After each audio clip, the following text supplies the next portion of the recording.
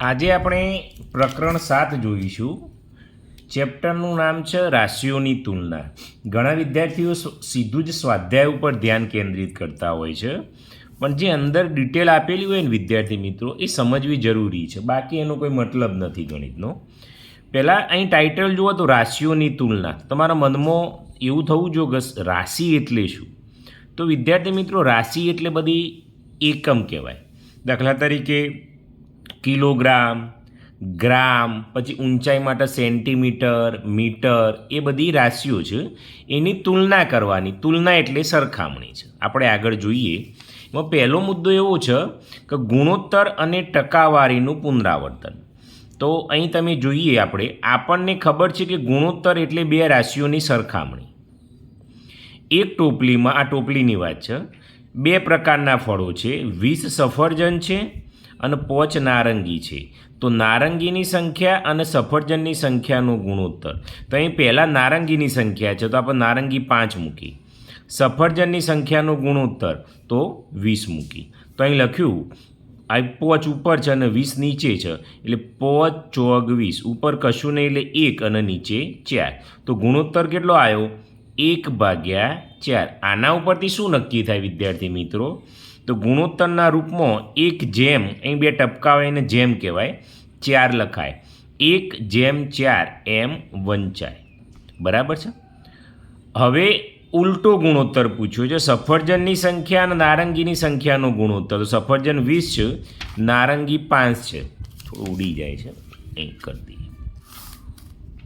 તો 5 ચોક 20 એટલે 4 ઉપર વધ્યા, નીચે 1 આવ્યો. એટલે સફરજનની સંખ્યા એ નારંગીની સંખ્યા કરતો 4 ગણી છે.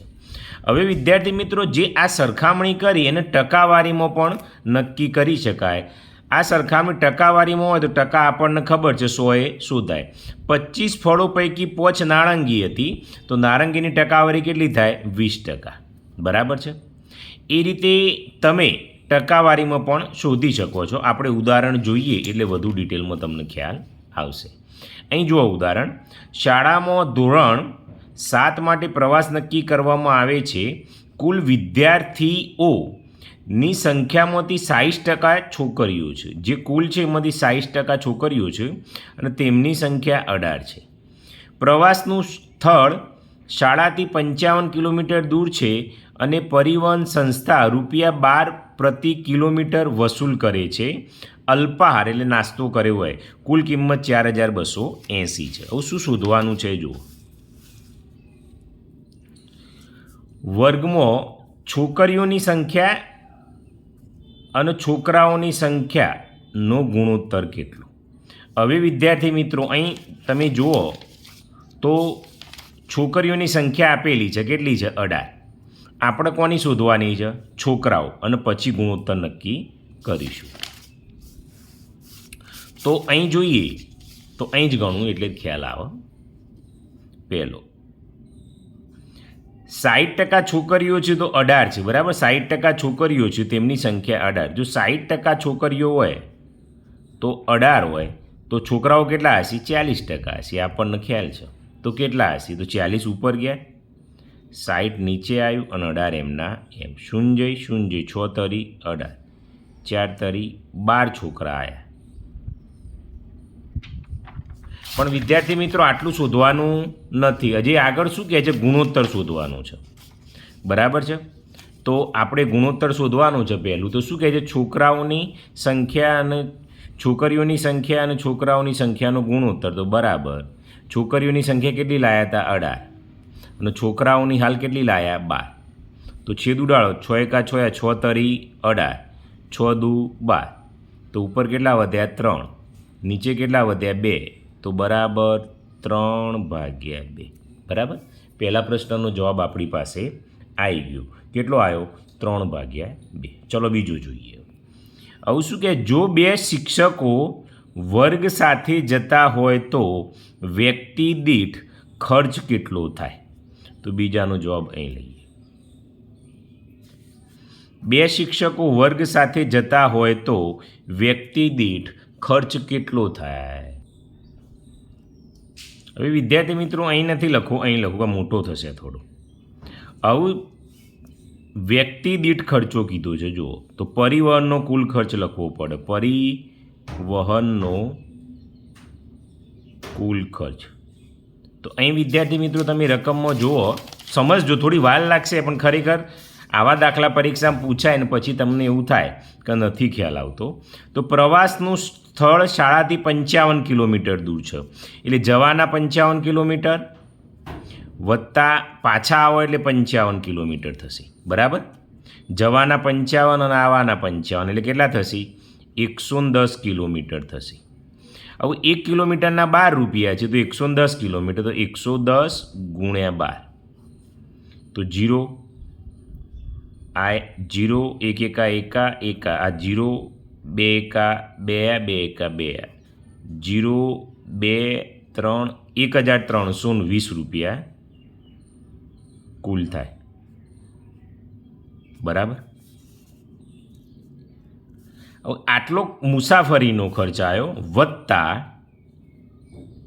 જો ભાડું કેટલું કીધેલું છે એમને 4280 રૂપિયા, અલ્પાહાર જે નાસ્તો કરે એનો 4280 રૂપિયા, તો 0 8 ને 2 10 ની 0 વધી 1 ને 1 4 5 6 4 ને 1 5, તો કુલ ખર્ચ કેટલો આવ્યો? કુલ ખર્ચ આ જે ટૂર કરી 5600 રૂપિયા આવ્યો. હવે કુલ વ્યક્તિ કેટલા છે? કુલ વ્યક્તિ તો જો 18 છોકરીઓ 12 છોકરા અને 2 શિક્ષક કીધું છે એમની સાથે, તો વત્તા 2 થશે, તો 18 અને 2 20, 20 30 ને 32 વ્યક્તિ થયું. તો એક વ્યક્તિનો ખર્ચો, તો કુલ ખર્ચ કેટલો હોય? 5600 ભાગ્યા 32. હવે આપણે છેદ ઉડાડીએ તો 8 સીતો 56 અને 100 ભાગ્યા 32 એમના એમ, 8 ચોક 32 અને 4 કેટલા આવું 25, 25 સીતો 7 5 35નો પોચડો વધી 3, 7 દુ 14, 15 16 17 175 રૂપિયા આવે. જોઈ લઈએ આવે છે કે નહીં આપણે. આવી ગયો જો 175 રૂપિયા આવી ગયો. ઓકે, ચલો ત્રીજો પ્રશ્ન. તો અહીં કેટલો આવશે? બીજા દાખલામાં અહીં જવાબ લખી દઉં, 175 રૂપિયા. ઠીક છે. હવે જો પ્રવાસનું પ્રથમ વિરામ સ્થળ શાળાથી 22 કિલોમીટર દૂર હોય તો તે પ્રવાસના કુલ 55 કિલોમીટરના કેટલા ટકા થાય? પ્રવાસમાં બાકી રહેલ અંતરની ટકાવારી શું થાય?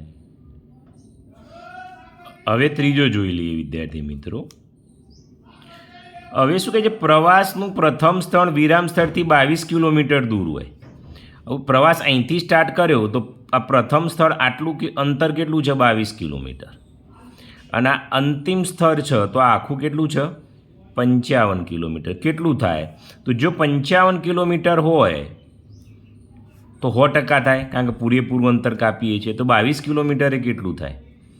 તો 22 કિલોમીટર હોય તો કેટલું? તો 22 ઉપર ગયા, 55 નીચે ગયા, 100 એમના એમ, 11 દુ 22, 11 પંચો 55, 5 દુ 10 અને મીંડી એમના એમ, 20 દુ 40% થયું, બરાબર. તો પહેલો આવી ગયો. આવું કે પ્રવાસમાં બાકી રહેલ અંતરની ટકાવારી કેટલી થાય?